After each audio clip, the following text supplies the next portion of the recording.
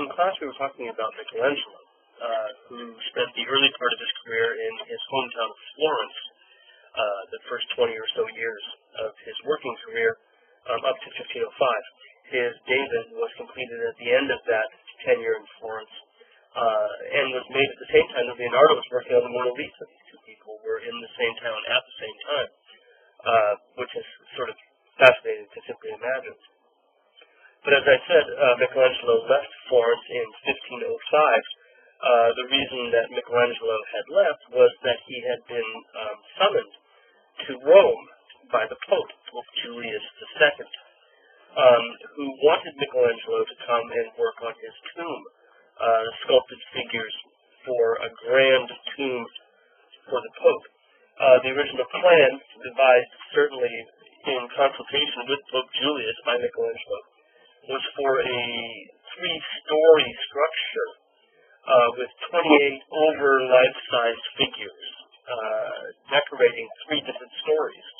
Here is a drawing by Michelangelo for part of the tomb, not including the uppermost story, which would have had an image of Julius II on the top. But like I said, 28 figures, each more than life-size. And, of course, it would never be finished for various reasons. Michelangelo would work on it again, on and off, for the next 40 years, but never, ever completed it.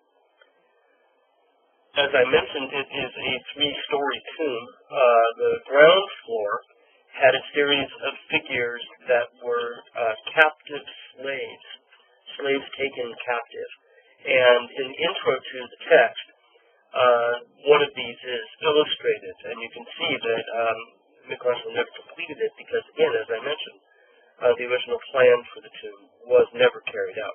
Now, these captives on the bottom are meant as symbolic figures, and they're related directly to Neoplatonism, which we've talked about before, the dominant philosophy of the Renaissance in Italy. Two Neoplatonic thinkers, the human body was a prison, and the soul, the human soul, longs for the freedom that exists outside of the physical world, wants to escape from the body. And so this is the metaphor that Michelangelo is working with all of the figures on the ground floor. Each of them are the human soul held captive in its earthly body and longing to escape.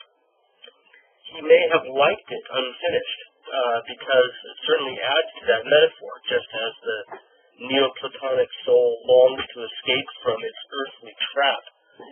Michelangelo's human figures also seem to want to escape from the block of marble that they're carved from.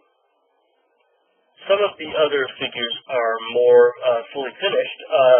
This one, for example, the dying slave, where we can see sort of succumbing to the defeat that you really can't escape your human body while at least here on the earth, only maybe through death when you do this.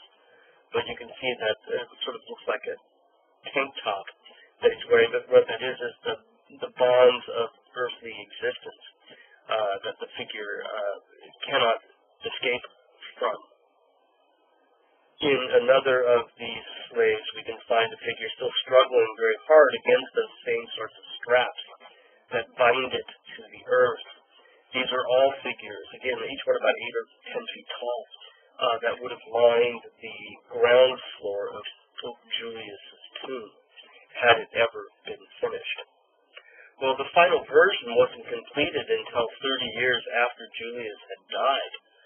Julius passed away in 1513, and Michelangelo continues to work on the project again and again, coming back to it with various support by later popes.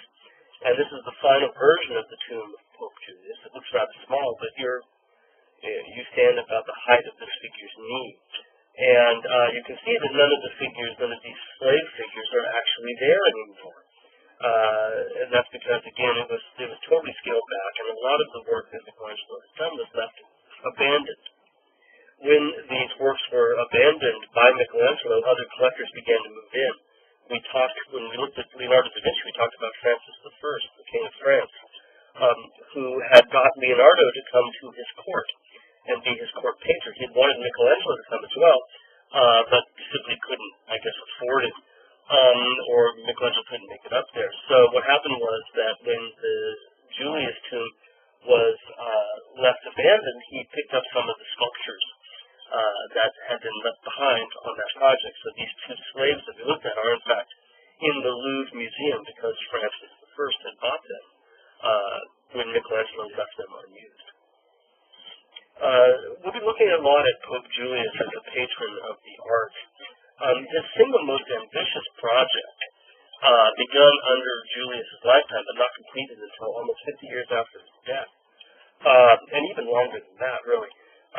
His most ambitious project was to rebuild the church that sits over the grave of St. Peter in Rome, St. Peter's Cathedral, which had originally been built under Constantine the Great around the year 310 AD, one of the very first Christian buildings sponsored by a Roman emperor. That building, Pope Julius had thought had become too small, and took up this ambitious scheme to tear it down and to build something grander and newer as a testament to his legacy. The architect that Julius II originally hired for the St. Peter's project was Bramante, and he didn't get very far on the project. He laid out the central plan for the church. Michelangelo's dome would have been over the center part of the church, which you see here. That's where the dome would have rested. You can see the arms are still reflected in Michelangelo's final construction of the piece. This is all part of Bramante's design. But in addition to that, he'd also planned the dome to look very much like what Michelangelo does. And here we see the commemorative coin. But that's really all the farther that Bramante got on his plan under the sponsorship of Pope Julius II. And are, even by the 1530s, as you can see here, the Cathedral of St. Peter's, now rising so far above the old St. Peter's of Constantine, was really hardly finished at all. It remained unfinished until Michelangelo finally put the finishing touches on it in the 1540s, 50s, and 60s. Now, going back to Michelangelo's first years in Rome under Julius, part of the reason that Michelangelo never finished the Julius tomb, the tomb for Pope Julius, is that Julius himself stopped the work on this because he had another idea for Michelangelo. He wanted him to paint the ceiling of the chapel where the Pope himself took communion. This chapel was originally built by Pope Sixtus IV and is named after him. Sistine Chapel means the Pope, the chapel of Sixtus, Sixtus's chapel. So Sixtus IV is the Pope who originally had this chapel built, and it remained without a strong ceiling decoration up until Michelangelo's time. Pope Sixtus IV had, in fact, commissioned some frescoes for the Sistine Chapel on the lower parts of the walls, where he had hired the best artists of his day, around 1480, to paint the walls of this. These included artists like Botticelli, who we've talked about in class. In your textbook is one of these by Perugino, which shows Christ giving the keys of heaven to St. Peter, which would have been a potent message for the popes. Obviously, this is the establishment of the papacy.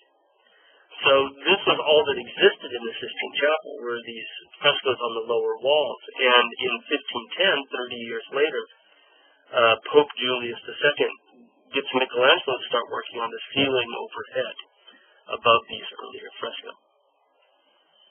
Now, as we begin to look at the ceiling, what we'll see is that the ceiling is meant to show mankind's need for Christ, but apparently doesn't obviously show him anywhere.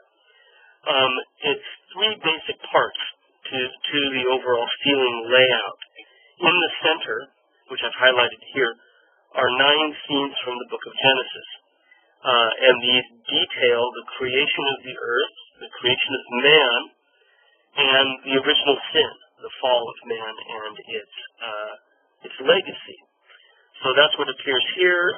Your text gives you a detail of the fall of man, where Adam and Eve on the left are taking the apple from the serpent and are then being cast out of Eden on the right. This is the fifth of the 9 scenes from the book of Genesis.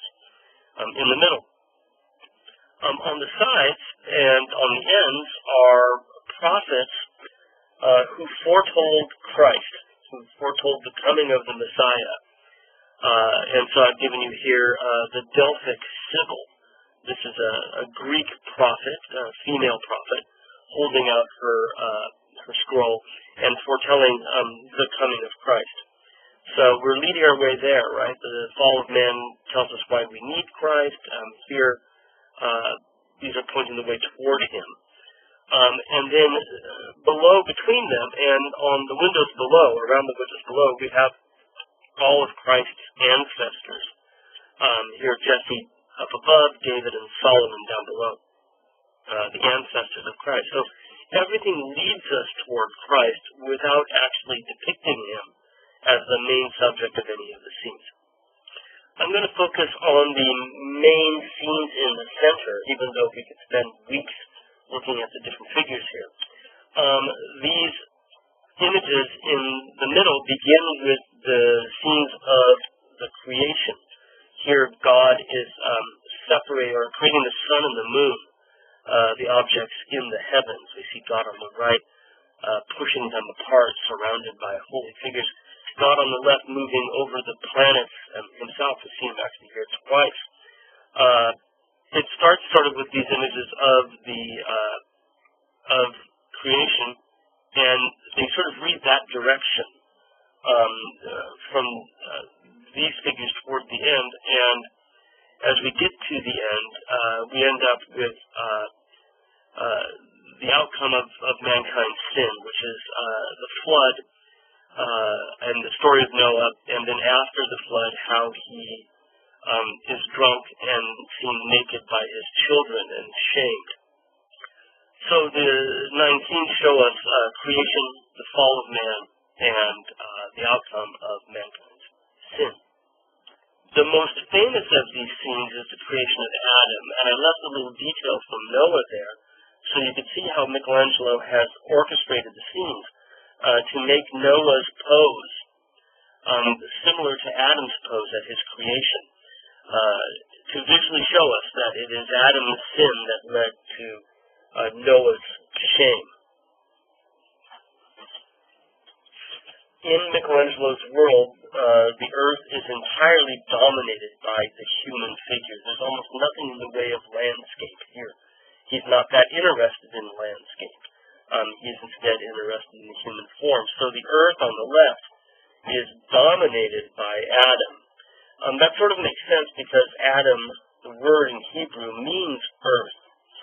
And so he, in fact, dominates that part of the composition. This is the antithesis of the way that Leonardo conceived of man. If we think about Leonardo's works, one of the things that comes to mind is how much he sees us as part of nature's machinery, if you will, a smaller cog in this mystical world. But for Michelangelo, it's really all about these superhuman, muscular figures. So here's a close-up of Adam reclining on the earth. It's interesting that his body is swallowed by the earth, except for that part of his body where God reaches out to touch him. And it really is the actual touch of God, if you will, or the near touch of God that activates Adam, that makes him rise from the earth from which he gets his name. Beneath God's other arm, on the opposite side here, we see a red-headed woman in the pit of his elbow. This figure is probably meant to be Eve. When we look elsewhere on the Sistine ceiling, we find that Eve is always depicted as a redhead, and she somewhat resembles that woman beneath the crook of God's arm. This is certainly to say that the fall of man is in fact part of God's divine plan, that the need for Christ comes out of Adam's original sin. At the same time, if we trace that hand that goes behind the red-headed woman, you'll notice that it points directly at a little baby, and in particular points at his Adam's apple. Some have suggested that maybe this is Christ, the one place he appears on the Sistine ceiling. And if that's the case, then perhaps that red-headed woman could even be Mary, because in theology we've seen so often that Christ is called the new Adam, Mary called the new Eve, and that this is again signaling that this is all part of God's divine plan. The creation of Adam, the fall of man, will lead us to the salvation that we need through the infant Christ. And the fact that that finger points directly at his Adam's apple, something we've seen other Renaissance artists indicate, certainly suggests that this may well be intended to be Christ hiding in the mind of God as he creates Adam.